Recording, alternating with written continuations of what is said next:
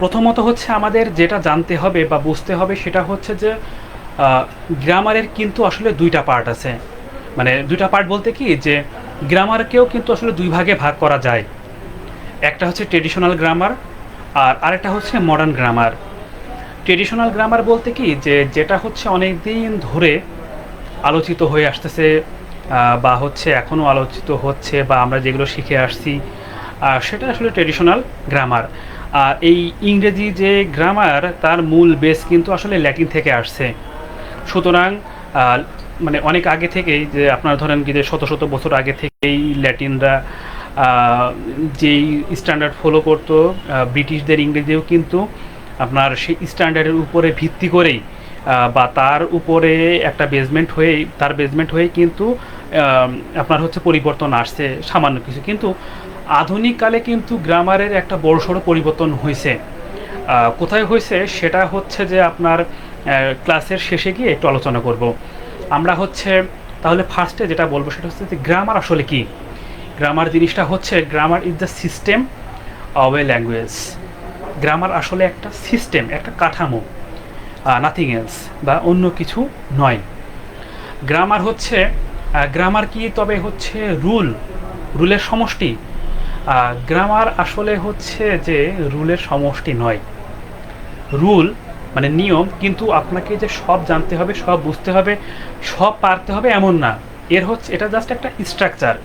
যেমন 1+1 হইলে 2 হয়, আবার 0+2 করলেও কিন্তু 2 হয়, √4 করলেও কিন্তু 2 হয়। অর্থাৎ গ্রামারটা হচ্ছে এরকম একই জিনিস। বেসমেন্ট কিন্তু এক, কিন্তু এর হচ্ছে যে স্ট্রাকচার বা এর বিভিন্ন যে কারিকুলাম, এটা ভিন্ন জায়গায় ভিন্নভাবে ব্যবহৃত হতে পারে। আপনি নিশ্চয়ই খেয়াল করেছেন যে আমরা যখন বাংলা গ্রামার পড়ি বা গণিত করি বা যেটাই করি না কেন, আমাদের কিন্তু সব কিছুতে ব্যতিক্রম আছে। ইংরেজি গ্রামারও কিন্তু তার আলাদা নয়, এখানেও ব্যতিক্রম আছে, এখানে অনেক ধরনের জিনিস আছে। আচ্ছা, আমরা তো হচ্ছে গ্রামার বলতে গ্রাম আসলে নিয়ম কাঠামো, সহজ কথায় হচ্ছে এটাই, বা আমাদের হচ্ছে যেটা সিস্টেম স্ট্রাকচার। আচ্ছা, এখন আমরা কেন গ্রামার শিখবো? গ্রামার শিখে আমার লাভ কি বা এর লজিক কি, এর ফায়দা কি? গ্রামার শিখতে হবে মূলত যে আমাদের তো, আপনি যখন ইংরেজিতে কনভারসেশন করবেন তখন আপনাকে তো আসলে এই জিনিসটা তো কারেক্ট হওয়া লাগবে।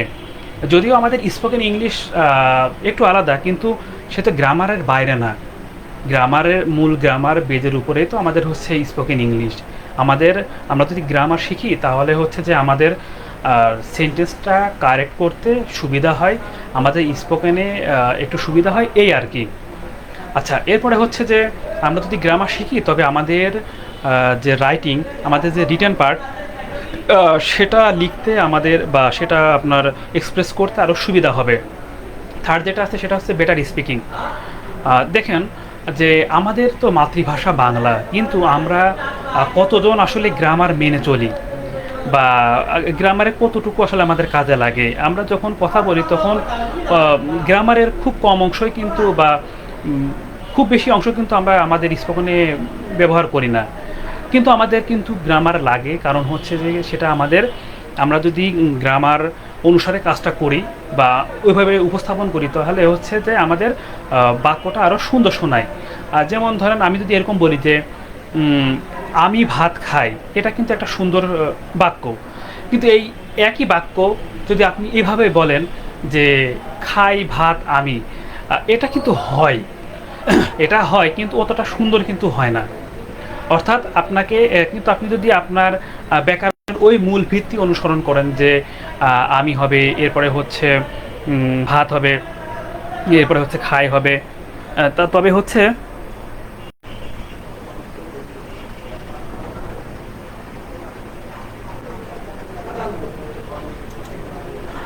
হচ্ছে কিন্তু আমাদের এটা আরও সুবিধা হয়।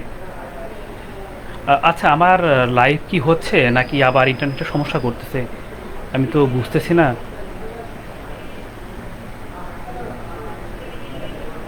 এখানে মিনিট সেকেন্ড উঠতেছে ঠিকই, কিন্তু আবার দেখাচ্ছে যে নেটওয়ার্ক ইন্টারাপ্ট। আচ্ছা, আমরা তবু এটা কন্টিনিউ করি বা চলমান রাখি। সেটা হচ্ছে যে আচ্ছা, তো তাহলে আমাদের গ্রামারের মূল বিষয় বা মূল যে জিনিসগুলো আছে সেটা হচ্ছে যে আমরা এতক্ষণ জানলাম।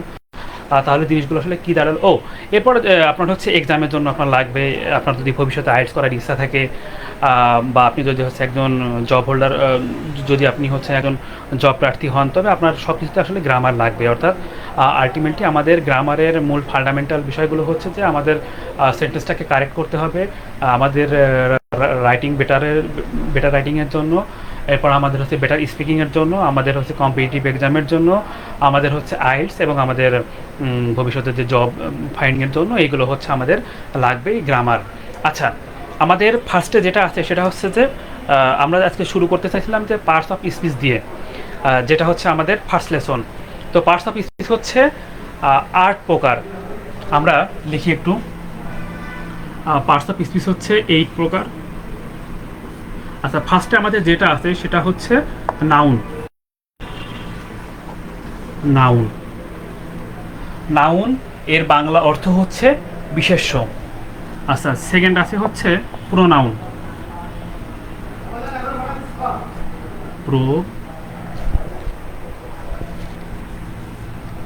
নাউন প্রোনাউন প্রোনাউন এর বাংলা অর্থ হচ্ছে সর্বনাম। আমি আগে অর্থ মানে লিখবো এবং অর্থ বলবো, পরবর্তীতে এটার হচ্ছে কি আরও একটু বিস্তারিত আলোচনা করব। নাউন, প্রোনাউন, এরপরে হচ্ছে অ্যাডজেক্টিভ। অ্যাডজেক্টিভ ফোর্থ হচ্ছে ভার্ব।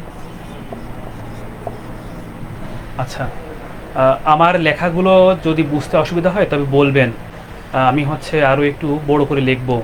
আর যদি এটাই আনা তবে এটাই চলমান রাখবো। ভার্ব, অ্যাডভার্ব,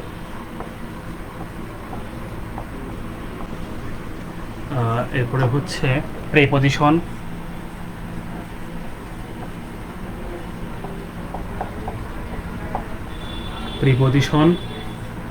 কনজাংশন,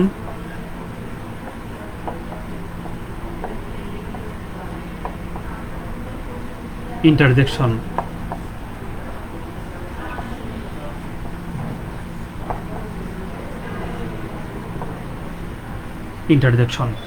আমাদের এই 8 প্রকার হচ্ছে পার্টস অফ স্পিচ।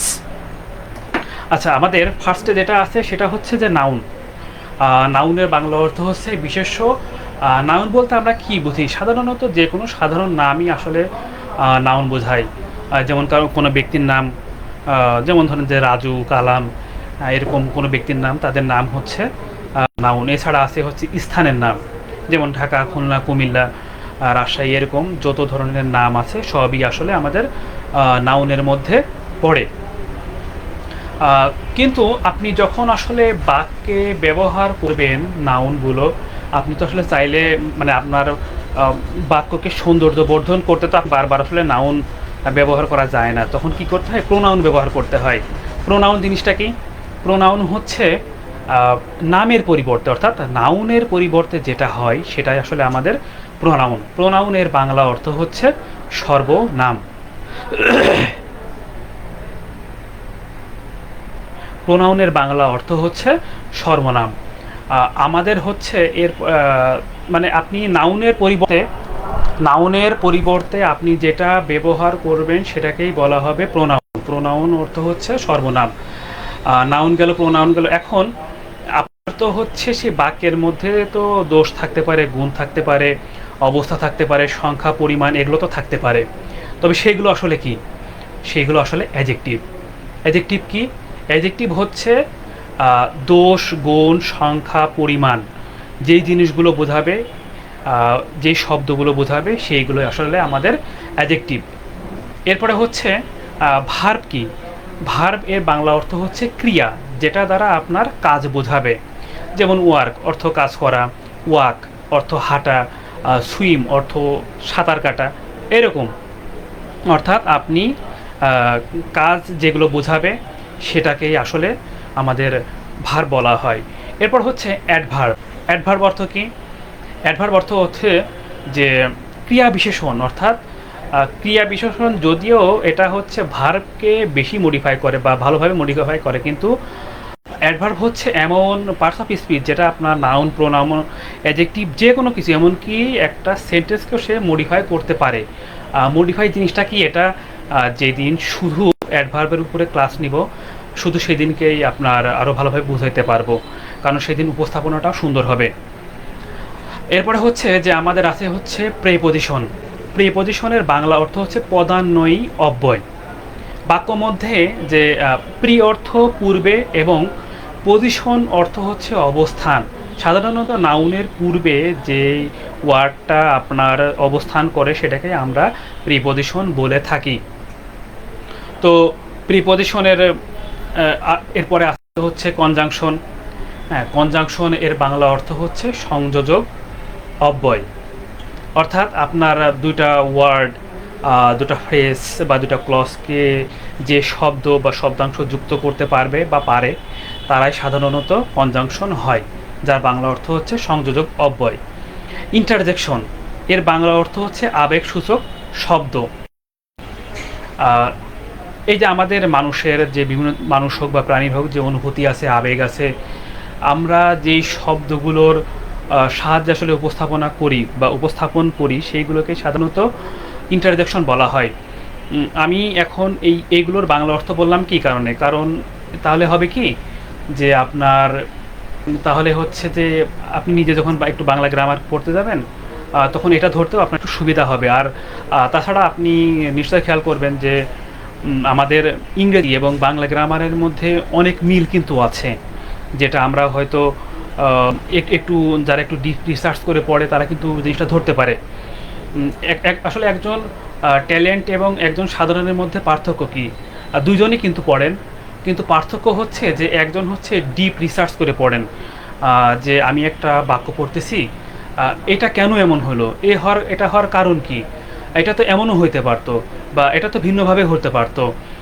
এরকম গবেষণা করে বা যিনি আসলে ধরে ধরে পড়েন ধীরে ধীরে, এটা হচ্ছে যারা ব্রিলিয়ান্ট তারা এভাবে পড়েন। আর যারা সাধারণ তারা শুধু পড়ে যান। তো এখন আপনি আসলে একটা বাক্যকে কিভাবে পড়বেন এটা আসলে আপনার উপরে নির্ভর করে। আপনি যদি মনে করেন কি যে না, আমি আরও একটু ভালোভাবে শিখতে চাই, আমি একটু ডিপ রিসার্চ করে পড়তে চাই, আমি সময় দিয়ে পড়তে চাই, তবে সেই পড়াটা কিন্তু আপনার পার্মানেন্ট হবে, সেটাই আপনার মস্তিষ্কে বেশি দিন গেঁথে থাকবে। আচ্ছা, এখন পার্টস অফ স্পিচের মূল অংশটুকু আলোচনা করা হলো। এবার একটা একটা ধরে আরও একটু ডিটেলসে আমরা আলোচনা করব। আচ্ছা, আমাদের ফার্স্টে যেটা আছে সেটা হচ্ছে যে নাউন। নাউনের অর্থ কি? আমরা বলেছিলাম যে বিশেষ্য যে কোনো নাম, যেমন ধরেন যে একজনের নাম হতে পারে রাজু, হ্যাঁ, বা এরকম যে বিভিন্ন ধরনের নাম আছে সেই নামগুলোকে বলা হবে নাউন। এবারে বিভিন্ন স্থানের নাম যেমন ঢাকা, খুলনা, রাজশাহী, এরকম বিভিন্ন ধরনের যে নামগুলো আছে সেইগুলোকে বলা হবে নাউন। আচ্ছা, প্রোনাউন কি? প্রোনাউন হচ্ছে যে আপনার নাউনের পরিবর্তে যেটা ব্যবহৃত হয় সেটাকে বলা হবে হচ্ছে প্রোনাউন। হ্যাঁ, তো প্রোনাউনের উদাহরণগুলো কি, বা নাউনের পরিবর্তে আমরা কোনগুলো ব্যবহার করি? নাউনের পরিবর্তে ব্যবহার করি হচ্ছে প্রোনাউন, যেমন আই অর্থ আমি, উই অর্থ আমরা, ইউ অর্থ তুমি, দে অর্থ তারা। এরকমভাবে নাউনের পরিবর্তে যেটা হচ্ছে ব্যবহার হয় সেটাকে আসলে আমরা প্রোনাউন বলতে পারি। আচ্ছা, এরপরে হচ্ছে অ্যাডজেক্টিভ। এখানে সাধারণত ডি এর উচ্চারণ হয় না, তাই আমরা এখানে ডি এর উচ্চারণ করব না। ডি বাদে যেটা উচ্চারণ হবে, দেখুন আমি যদি ডি বাদে উচ্চারণ করি তবে সেটা হচ্ছে যে অ্যাডজেক্টিভ। এখন যে উচ্চারণে কেন এরকম ভিন্নতা আসছে, এটা হচ্ছে এইগুলো আলোচনা আর পরে করতেছি যে কেন এরকম উচ্চারণে ভিন্নতা আসলো। আচ্ছা, তো অ্যাডজেক্টিভ হচ্ছে আপনার যদি একটা বাক্যের মধ্যে দোষ, গুণ, অবস্থা, সংখ্যা, পরিমাণ, হ্যাঁ, যে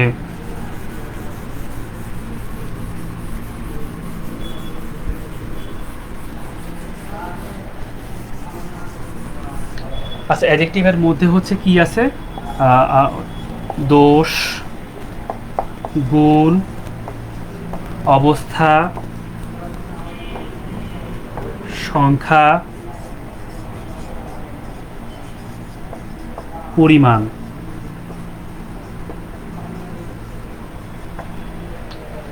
এরকম যেগুলো থাকবে সেগুলোই আসলে হচ্ছে যে আমাদের অ্যাডজেক্টিভ। আচ্ছা, ফার্স্টে যদি আমরা বলি যে ধরুন যে হি ইজ এ ব্যাড গাই, মানে সে একজন খারাপ ব্যক্তি। এই যে ব্যাড, ব্যাড অর্থ কি? খারাপ। এই খারাপ আসলে কি? এটা তো তার একটা আপনার, আপনি দোষও বলতে পারেন বা তার একটা খারাপ গুণও বলতে পারেন। হ্যাঁ, তারপরে দেখা যাচ্ছে it is a beautiful flower, এটা একটা সুন্দর ফুল। এই যে বিউটিফুল, বিউটিফুল অর্থ কি? সুন্দর। এটা কিন্তু তার একটা অবস্থা বোঝাচ্ছে। আবার এই যে আমাদের যত ধরনের সংখ্যা আছে, যে 1 2 3 4, ওয়ান্স, টুয়াইস, থ্রাইস, এরকম যত ধরনের সংখ্যা আছে সবই কিন্তু আমাদের অ্যাডজেক্টিভের মধ্যে পড়ে। এরপরে আপনার যে পরিমাণ আছে আমাদের, হ্যাঁ, বা অবস্থা আছে, এই সবগুলোই কিন্তু আমাদের হচ্ছে কিসের মধ্যে পড়ে? এই সবগুলোই আমাদের অ্যাডজেক্টিভের মধ্যে পড়ে। আমাদের হচ্ছে যতগুলো পার্টস অফ স্পিচ আছে, এই সবগুলো পার্টস অফ স্পিচের মধ্যে যে আসলে ভালোভাবে অ্যাডজেক্টিভ নির্ণয় করতে পারবেন, ধারণা করা হয় অ্যাডজেক্টিভ এবং অ্যাডভার্ব যিনি ভালোভাবে নির্ধারণ করতে পারেন এই পার্টস অফ স্পিচে, তার দক্ষতাই আসলে ততটা বেশি। এরপরে হচ্ছে ভার্ব। ভার্ব অর্থ হচ্ছে ক্রিয়া, সহজ কথায় কাজ করা। মানে আমরা যদি একটা বাক্যের মধ্যে বুঝতে পারি যে হ্যাঁ এটা হচ্ছে ভার্ব, তাহলে হচ্ছে যে সেটাই আমাদের ক্রিয়া বা বা সেটাই হচ্ছে কি যে আমাদের কার্য হিসেবে কাজ করে। একটা সেন্টেন্সকে আপনি আসলে যদি বুঝতে না পারেন, তাহলে সেই সেন্টেন্সের আসলে ভার্ব বা মানে এই ভার্বটা কোথায় আছে সেটা নির্ধারণ করা শিখতে হয় বা ধরতে হয়।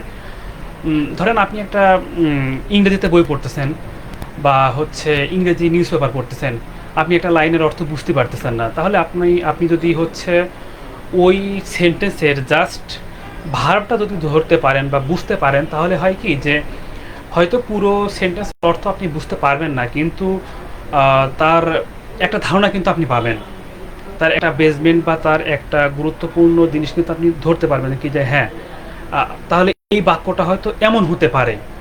মানে ভার্বের এই হচ্ছে একটা শক্তিশালী দিক। তো ভার্ব হচ্ছে কি যে কাজ করা বলতে, সেটা হচ্ছে ভার্ব। আচ্ছা, এরপরে হচ্ছে অ্যাডভার্ব। আমরা অ্যাডভার্বের সাথে আরেকটা জিনিসের কিন্তু মিল খুঁজে পাই। অ্যাডভার্ব এর বাংলা অর্থ হচ্ছে আপনার ক্রিয়া বিশেষণ। আচ্ছা, এই অ্যাডভার্বের সাথে অধিকরণ কারকের কিন্তু একটা মিল আছে। ওই যে একটু আগে বললাম না যে বাংলা গ্রামারেরও কিন্তু অনেকখানি মিল আছে, ইংরেজির সাথে বাংলার কোথায় কি মিল আছে সেটা কিন্তু আমরা এরকমভাবে একটু ডিপ রিসার্চে বা একটু ভালোভাবে গভীরতার সাথে পড়লে আমরা কিন্তু ধরতে পারবো। আচ্ছা, অ্যাডভার্বে আমরা চারটা জিনিস ফার্স্টে আমরা খেয়াল রাখবো, সেটা হচ্ছে স্থান। স্থান অর্থাৎ প্লেস। কাল, এই কাল বলতে টাইম। হ্যাঁ, বিষয়,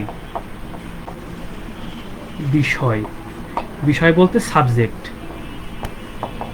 এরপরে হচ্ছে স্থান, কাল, বিষয়, ভাব। এই ভাব বলতে মুড।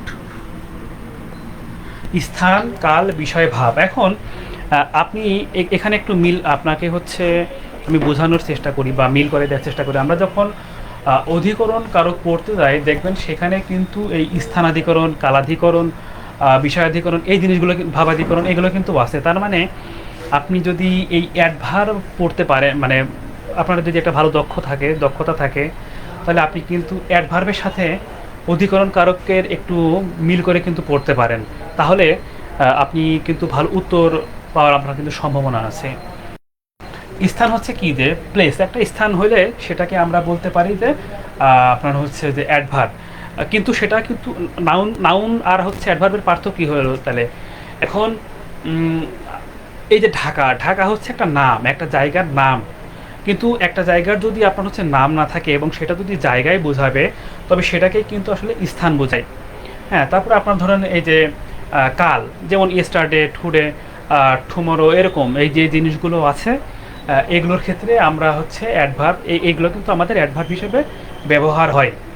এরপর আসে হচ্ছে বিষয় বা সাবজেক্ট। এই যে আমরা যে বাংলা, ইংরেজি, ম্যাথ, সায়েন্স, যত ধরনের সাবজেক্ট আছে সব কিন্তু এই অ্যাডভার্বের মধ্যে পড়ে। এরপর আমাদের যে ভাব আছে, সেই ভাবগুলো কিন্তু আমাদের অ্যাডভার্বের মধ্যে পড়ে। আচ্ছা, তাহলে আমরা জাস্ট এই চারটা এর আরও অনেক ধরনের আপনার ক্লাসিফিকেশন আছে, অনেক কিছু আছে, কিন্তু আমরা আসলে জিনিসটা সহজ করে যদি বোঝার চেষ্টা করি, তাহলে এই জাস্ট এই চারটা টার্ম আমরা আসলে মনে রাখবো। কি কি? স্থান, কাল, বিষয় এবং ভাব, অর্থাৎ প্লেস, টাইম, সাবজেক্ট এবং মুড, এই চারটা জিনিস আমরা আসলে খেয়াল রাখবো। তাহলে হচ্ছে আমাদের অ্যাডভার্ব পড়তে বা আমাদের বুঝতে আরও খুবই সুবিধা হবে।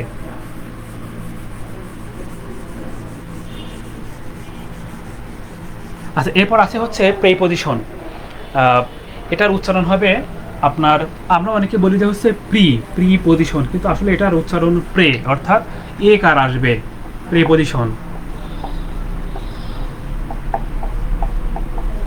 আচ্ছা, প্রে অর্থ পূর্বে আর পজিশন অর্থ অবস্থান। এখন আমি যে বললাম যে তাহলে হচ্ছে কি হলো যে প্রিপজিশন অর্থ পূর্বের অবস্থান। এখন এই যে পূর্বে অবস্থান, কার পূর্বে অবস্থান?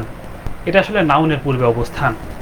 নাউনের পূর্বে সাধারণত যেই ক্ষুদ্র শব্দগুলো বা আপনার হচ্ছে যে পদান্বয়ী যে অব্যয়গুলো ব্যবহৃত হয় বা বসে, সেইগুলোকে সাধারণত প্রিপজিশন বলা হয়ে থাকে। প্রিপজিশনের উদাহরণ যদি আমরা বলি তাহলে হচ্ছে যেমন at, in, on, to, for, এরকম এরকম বেশ কিছু আপনার হচ্ছে প্রিপজিশন আছে, যেগুলো আপনার সাধারণত নাউনের সামনে বা পূর্বে ব্যবহৃত হয়। আচ্ছা, এরপরে আমরা হচ্ছে যেটা শিখবো সেটা হচ্ছে যে আপনার কনজাংশন। কনজাংশন বলতে সংযোজক, কনজাংশন।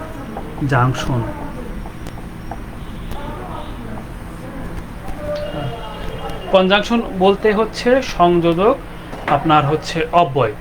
এই সংযোজক আমরা বলতেছি কি, সংযোগ দেখুন এর ইংরেজি হচ্ছে কানেক্টেড, মানে দুইটা শব্দ বা দুটা বাক্য বা দুটা ক্লজ বা ফ্রেজকে যদি কোনো শব্দ বা শব্দাংশ যুক্ত করতে পারে তবে সেটাকে আমরা কনজাংশন বলতে পারি।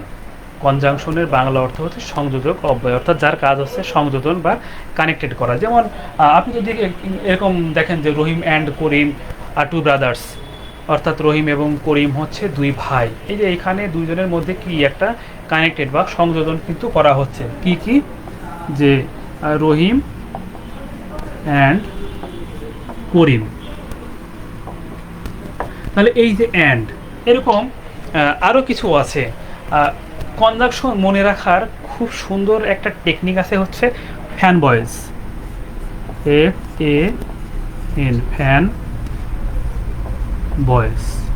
এখন এই এফ এ বলতে আসলে ফর বোঝায়, হ্যাঁ, এতে অ্যান্ড বোঝায়, এনে তো নট বোঝায়, বিতে বাট, ওতে অর, ওয়াইতে ইয়েট, এরকম এসে সো, এরকম বোঝায়। অর্থাৎ এই ফ্যান বয়ের শব্দটা যদি আপনি মনে রাখতে পারেন তবে আপনার হচ্ছে কনজাংশনের শব্দগুলো মনে রাখার সুবিধা আছে।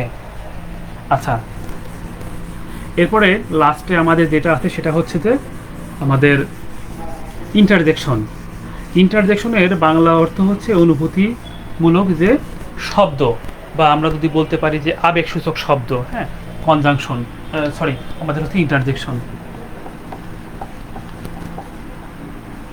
আমাদের জীবন তো দুঃখ কষ্ট ভরা, বা কখনো আনন্দ হয়, কখনো সুখ, বিভিন্ন ধরনের অনুভূতি আমাদের জীবনে কিন্তু আসে। এই যে আমরা যেমন দেখা যাচ্ছে কেউ ব্যথা পাইলে উহু হা করি, বা হচ্ছে ব্যর্থ হলে হাই হুতাশ করি। তো এই যে আমরা আমাদের আবেগ থেকে যে শব্দগুলো আসে, এই আবেগীয় এই শব্দগুলোকে সাধারণত ইন্টারজেকশন বলা হয়। ইন্টারজেকশনের বাংলা হচ্ছে আবেগসূচক শব্দ। যেমন আমরা যদি বলি যে হুররা, মানে এই যে দেখা যাচ্ছে আমরা একটা খেলায় জিতলাম, hurrah we have won the game, যে কি আনন্দ, আমরা খেলায় জিতে গেছি। ভাই you are so unlucky, see তুমি খুবই আনলাকি একজন পার্সন, মানে এরকম যে আমরা আবেগে যে কথাগুলো বলি সেই কথাগুলো সাধারণত ইন্টারজেকশন হয়। আর ইন্টারজেকশনে অবশ্যই আপনার এই এক্সক্লেমেশন মার্কটা থাকবে, এবং সে সবসময় সাধারণত শব্দের প্রথমে ব্যবহার হয়, বা তাকে শব্দের প্রথমেই ব্যবহার করতে হয়। এটাই হচ্ছে নিয়ম ইন্টারজেকশনের ক্ষেত্রে। তাহলে আমাদের পার্টস অফ স্পিচের, আমাদের যেহেতু এই পার্টস অফ স্পিচের হচ্ছে 8 ভাগ, তো 8 ভাগ তো আর এক ক্লাসে পড়ানো সম্ভব হয় না। কারণ হচ্ছে যে আপনার ধরেন এই যে আটটার জন্য মিনিমাম আপনার 6টা বা 7টা ক্লাস আসলে লাগে। কারণ আপনি যদি আসলে এক ক্লাসে সব শিখতে যান তাহলে আসলে কিছু হবে না। যেটা হবে যে শুধু হয় পড়ানো হবে, নয়তো শুধু ক্লাস করা হবে, কিন্তু আদতে শেখা হবে না। আমাদের শেখার জন্য একটু ডিপলি চিন্তা করতে হয়, ডিপলি সেটার মধ্যে হচ্ছে যে আপনার প্রবেশ করতে হয়, না হলে এখানে একটা বড় ধরনের গ্যাপ পড়ে যায়। আচ্ছা, তো আমরা হচ্ছে পার্টস অফ স্পিচ আরও একবার রিভিশন দিব। হ্যাঁ, রিভিশন দিব। তো আমরা যেটা বলছিলাম যে গ্রামার আসলে হচ্ছে আমাদের গ্রামার মানে যে রুল বা নিয়ম নীতির বালাই জিনিসটা কিন্তু এরকম না। গ্রামার খুব সহজও না, খুব কঠিনও না। আপনি যদি পর্যাপ্ত সময় দিতে পারেন তবে গ্রামার ভালো, আর না হলে কিন্তু গ্রামারে আপনার হচ্ছে একটু কঠিন মনে হতে পারে। তো হচ্ছে গ্রামার আসলে, grammar is the system of A language. Grammar আসলে একটা ভাষাকে সঠিকভাবে ব্যবহার করার আর নিয়ম এবং কাঠামোকে আমরা গ্রামার সাধারণত বলে থাকি। আর গ্রামার হচ্ছে যে আপনার সাধারণত দুই প্রকার হয়, একটা ট্রেডিশনাল হয় আর একটা মডার্ন হয়।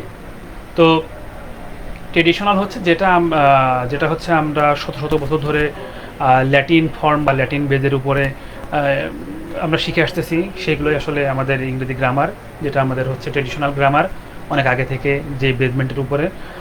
আরটা হচ্ছে মডার্ন গ্রামার, যেটা আধুনিককালে অনেক পণ্ডিত এবং গবেষক চিন্তা করেছেন, যে যে নতুন নতুন নিয়ম বা বিভিন্ন ধরনের আপনার সেক্টর করেছেন আলাদা আলাদাভাবে, সেইগুলোই হচ্ছে আপনার সাধারণত আমরা মডার্ন গ্রামার বলতে পারি। আর তার কিছু উদাহরণ আছে, যেমন আগে হচ্ছে বা ট্রেডিশনাল গ্রামারে আপনার আর্টিকেল পড়ানো হতো অ্যাডজেক্টিভের মধ্যে।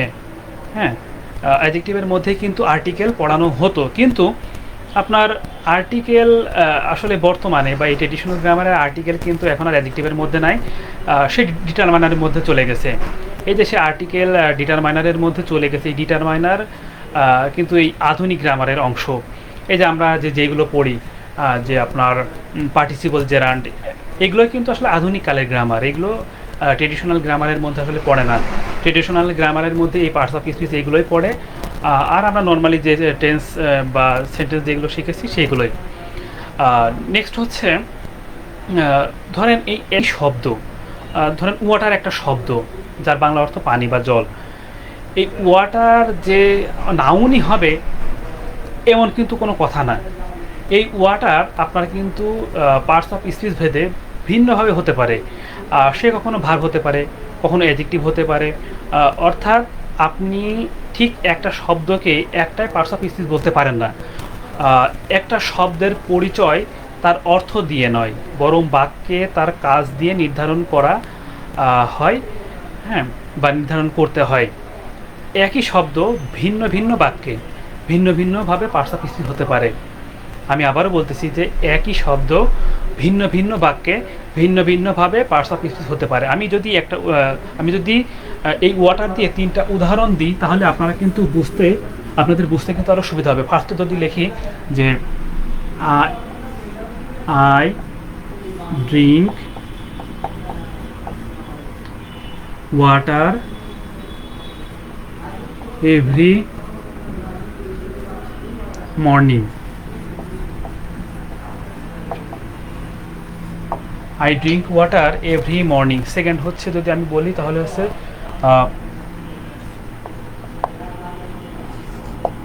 Please water the plants. আচ্ছা, থার্ড হচ্ছে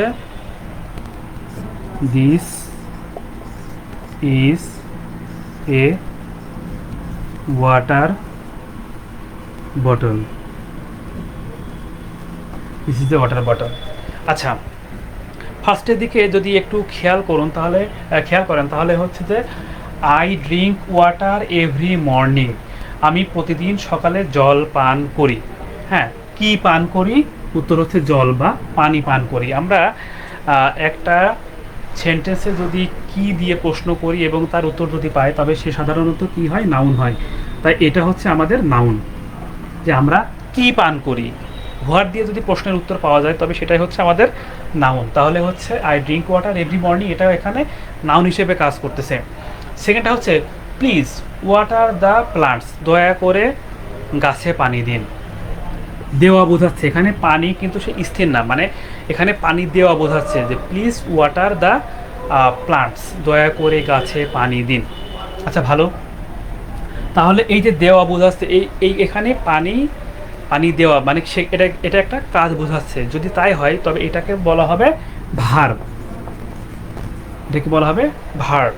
আচ্ছা, থার্ড হচ্ছে দিস ইজ এ ওয়াটার বোতল। আমরা যখন অ্যাডজেক্টিভের আলোচনা করেছিলাম তখন কিন্তু আমরা বলেছিলাম যে একটা জিনিসের বা একটা বিষয়ের যদি আমরা দোষ, গুণ, অবস্থা, সংখ্যা, পরিমাণ এগুলো যদি নির্ধারণ করতে পারি বা নির্ণয় করতে পারি তবে সেটাকে বলা হবে হচ্ছে অ্যাডজেক্টিভ।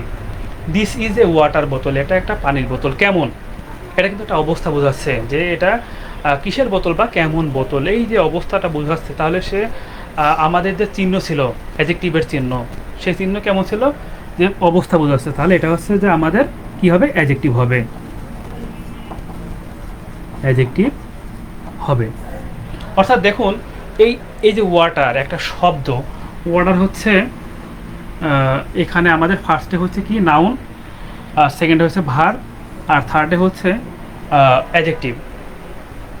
এখন আমাদের আমরা তো আসলে বিভিন্ন ধরনের ভিডিও দেখি, বিভিন্ন ধরনের ভিডিও সামনে আসে, হয়তো এখানে উচ্চারণের একটা বিষয় কিন্তু আসছে, হ্যাঁ উচ্চারণের বিষয় কিন্তু আসে। যেমন আমি যেটা বললাম যে ওয়াটার, এটা কিন্তু আপনার হচ্ছে যে আপনি যদি একটু খেয়াল করেন তবে দেখবেন কি যে আসলে এখানে ওয়াটার না, জিনিসটা ওয়ার্ডার, মানে টয়ের জায়গায় ড আসে। হ্যাঁ, এটা হচ্ছে আপনার আমরা যদি ব্রিটিশ অ্যাকসেন্টে দেখি তবে দেখি সেখানে আপনার হচ্ছে ওয়াটার এরকম এই শব্দটা চলে আসে। কিন্তু আসলে আমরা যে শব্দ উচ্চারণ করি তা কি আসলেই ভুল? উত্তর হলো না। এমনকি কিছু জায়গা আছে যেখানে হচ্ছে যে আমরা যে উচ্চারণ করি সেটা হয়তো ব্রিটিশ মানে না, ব্রিটিশ স্ট্যান্ডার্ড মানে না, কিন্তু আমেরিকান স্ট্যান্ডার্ড মানে কি সেরকম। দেখেন আমি আপনার বলি যে FATHER এটার উচ্চারণ হচ্ছে ফাদার, হ্যাঁ, আর MOTHER এটার উচ্চারণ হচ্ছে মাদার।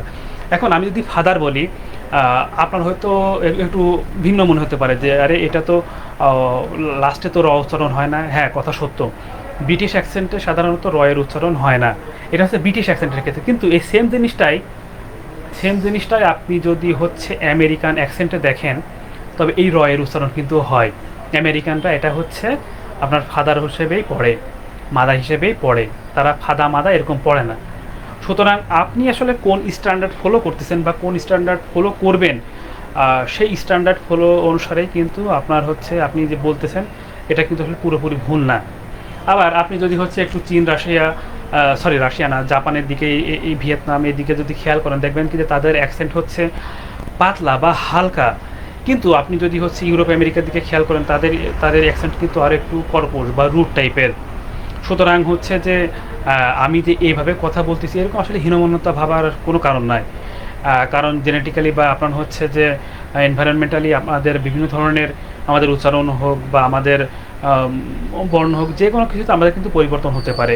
ভাষার মূল ব্যাপার হচ্ছে যে আমি আপনাকে বোঝাতে পারতেছি কিনা, আমি জিনিসটা সঠিকভাবে উপস্থাপন করতে পারতেছি কিনা, এটাই। আর হচ্ছে যে সুতরাং আমরা যে আসলে সবসময় ভুল বলি বা ভুল শিখি এরকম কিন্তু না। হ্যাঁ, আবার মনে করেন যে আরেকটা জিনিস যে বানানের ক্ষেত্রে যদি বলি, যেমন ধরেন যে COLOUR, আবার একটা বানান দেখুন যে COLOR। আচ্ছা, এই যে ইউ আছে, এই ইউ হচ্ছে আসলে ব্রিটিশ অ্যাকসেন্টে, ব্রিটিশদের যে অ্যাকসেন্ট আছে বা তাদের যে ওয়ার্ড আছে সেই অনুসারে এখানে এই ইউ আসে, বানানে আসে। কিন্তু দেখুন এখানে কিন্তু ইউ নাই, এটা হচ্ছে আমেরিকান স্ট্যান্ডার্ড অনুসারে। সুতরাং আপনি যদি ইউ না লেখেন তবে আপনি হচ্ছে যে ব্রিটিশ না, আপনি তখন কিন্তু আমেরিকান স্ট্যান্ডার্ডে লিখতেছেন। যেহেতু আমাদের ইন্ডিয়ান সাবকন্টিনেন্টে আপনার হচ্ছে ব্রিটিশ কারিকুলামই অনুসরণ করা হয়, সেহেতু এখনও পর্যন্ত আমরা এই ইউ আকারেই কিন্তু লিখি। কিন্তু আপনার হচ্ছে AI বা বিভিন্ন টেকনোলজির কারণে বা বিভিন্ন বিষয়ের কারণে কিন্তু আস্তে আস্তে আপনি হয়তো যদি একটু ভালোভাবে খেয়াল করেন তবে দেখবেন কি যে আমেরিকান বানানের বা এই জিনিসটারও কিন্তু ভালোভাবে প্রচলন হচ্ছে। অর্থাৎ আমরা যা শিখতেছি আমাদের আসলে দুই দিকে খেয়াল রাখতে হবে, ব্রিটিশকেও খেয়াল রাখতে হবে, আবার হচ্ছে যে আমেরিকান বানানটাও খেয়াল রাখতে হবে। একটা জিনিস আসছে, তার মানে এই না যে সেটা ভুল। এমনও হতে পারে যে সেটা হয়তো আমার জানা নাই, কিন্তু আসলে সব দিকে এরকম খেয়াল রাখতে হবে। তো এই হচ্ছে আমাদের মোটামুটি বিষয়। আমরা হচ্ছে আবার আরেকবার আলোচনা করব যে পার্টস অফ স্পিচ নিয়ে। পার্টস অফ স্পিচ হচ্ছে আপনার ৮ প্রকার: noun, pronoun, adjective, verb, adverb, preposition, conjunction এবং ইন্টারজেকশন। এইগুলো হচ্ছে আমরা যখন একটা করে পার্টস অফ স্পিচ পড়বো, একটা করে পার্টস অফ মানে প্রত্যেকটা পার্টস অফ স্পিচের কিন্তু ক্লাসিফিকেশন আছে। সাধারণত আমরা বাজারের বইতে বা আমাদের যে ট্রেডিশনাল বই আছে সেগুলোতে এত ক্লাসিফিকেশন দেওয়া হয় না, কিন্তু ক্লাসিফিকেশন আসলে কিছু কিছু ক্ষেত্রে আপনার শেখার প্রয়োজন আছে এবং এটা লাগে। আপনি যদি আপনার ভোকাবুলারি এনরিচ করতে চান, তবে আসলে এই ক্লাসিফিকেশনের দরকার আছে। তো হচ্ছে আমরা আহ, এই তো আমরা যতটুকু বুঝলাম। তো গ্রামার আসলে জিনিসটা কি? গ্রামার হচ্ছে যে এটা আসলে আন্ডারস্ট্যান্ড করতে হয়। গ্রামারের মূল বিষয় হচ্ছে কি যে আপনাকে আগে বুঝতে হবে যে জিনিসটা বা এই ফাংশনটা কিভাবে কাজ করতেছে। হ্যাঁ, কেন এটা এরকমই হলো, কেন ওইরকমই হলো না, এটাই বা হলো কী কারণে, এটা তো নাও হতে পারতো। এই জিনিসটা আসলে কিন্তু গ্রামার। গ্রামার হচ্ছে লজিক এবং এটা হচ্ছে আন্ডারস্ট্যান্ড, বুঝতে হবে। এবং আপনি যখন গ্রামার শিখবেন তারপরে হচ্ছে গ্রামারটা প্র্যাকটিস করতে হবে এবং ভালোভাবে প্র্যাকটিস করার পরে তারপরে সেটা অ্যাপ্লাই করতে হবে। এটাই হচ্ছে আমাদের গ্রামার শেখার মূল উদ্দেশ্য। এরপর হচ্ছে যে আমাদের কিন্তু যদিও আমরা ট্রেডিশনালভাবে পড়তেছি, কিন্তু আধুনিকভাবে আমাদের কিন্তু গ্রামারের বিভিন্ন অংশে কিন্তু বেশ পরিবর্তন আসছে। যেমন একটু আগে বললাম যে আর্টিকেল এখন আর হচ্ছে অ্যাডজেক্টিভের মধ্যে পড়ানো হয় না, সেটা ডিটারমাইনারের মধ্যে চলে গেছে। আগে যেমন আমরা হচ্ছে ফাংশন বা পারপাস অনুসারে সেন্টেন্স পড়তাম 5 প্রকার। কী কী? অ্যাসার্টিভ, ইন্টারোগেটিভ, ইম্পারেটিভ, অপটেটিভ এবং এক্সক্লেমেটরি। এই 5টা আমরা কিন্তু পড়তাম, কিন্তু এখন কিন্তু আসলে এটা এখানে একটু পরিবর্তন হয়ে গেছে। সেই পরিবর্তন হচ্ছে কি, সেই অপটেটিভ কিন্তু এখন আর নাই, এখন 4 প্রকার হয়ে গেছে। সেটা হচ্ছে ফার্স্ট আছে ডিক্লারেটিভ, অর্থাৎ অ্যাসার্টিভও কিন্তু নাই। অ্যাসার্টিভের পরিবর্তে আপনার হচ্ছে ডিক্লারেটিভ হয়ে গেছে। ডিক্লারেটিভ, এরপরে ইন্টারোগেটিভ, ইম্পারেটিভ এবং এক্সক্লেমেটরি। আধুনিক গ্রামারে এই 4 ভাগে কিন্তু পড়ানো হয়। তারপর আমরা আগে পড়তাম হচ্ছে স্ট্রাকচার অনুসারে সেন্টেন্স 3 প্রকার: সিম্পল, কমপ্লেক্স এবং কম্পাউন্ড। কিন্তু এখানেও কিন্তু পরিবর্তন চলে আসছে। সেটা হচ্ছে সিম্পল, কমপ্লেক্স, কম্পাউন্ড এবং কম্পাউন্ড কমপ্লেক্স। অর্থাৎ আধুনিক গ্রামারে কিন্তু বেশ কিছু পরিবর্তন আসছে। আপনি যদি হচ্ছে আমাদের এনসিটিভির বইয়ের দিকে খেয়াল করেন, ক্লাস 9-10-এর, সেখানে কিন্তু বেশ কিছু পরিবর্তন আসছে। অর্থাৎ আপনি যদি এখনও সেই পুরাতন সিলেবাস ধরে পড়েন, তবে কিছু ক্ষেত্রে কিন্তু আপনার পরবর্তীতে ভুল হওয়ার সম্ভাবনা থাকতে পারে। সুতরাং আমার মনে হয় যখন একটু পড়াশুনো করবেন, যেহেতু এখন ইন্টারনেট অ্যাভেলেবল হয়ে গেছে, একটু গুগল করে পড়াশুনো করলে মনে হয় ভালো হবে, আপনার বইয়ের সাথে মিল রেখে এবং সিলেবাসের সাথে মিল রেখে। কারণ এনসিটিভির বইতেও কিন্তু আগে ট্রেডিশনালিভাবে সব অনুকরণ করা হতো, এখন কিন্তু কিছু জায়গায় পরিবর্তন আসছে। যেমন আগে আমরা পড়তাম টেন্সের ক্ষেত্রে প্রেজেন্ট ইনডেফাইনাইট টেন্স, কিন্তু এখন কিন্তু সেই ইনডেফাইনাইট এখন আর নাই, এখন কিন্তু সেটা সিম্পল হয়ে গেছে। অর্থাৎ বেশ কিছু জায়গায় পরিবর্তন আসছে। এই জিনিসগুলো যতটা আপনি খাপ খাওয়াই নিতে পারবেন, যারা একটু ছোট আছেন, বিশেষ করে এসএসসি বা ইন্টার দিবেন বা তারও ছোট আছেন, আমার মনে হয় এই জিনিসগুলো একটু ধরে ধরে পড়লে ভালো হবে।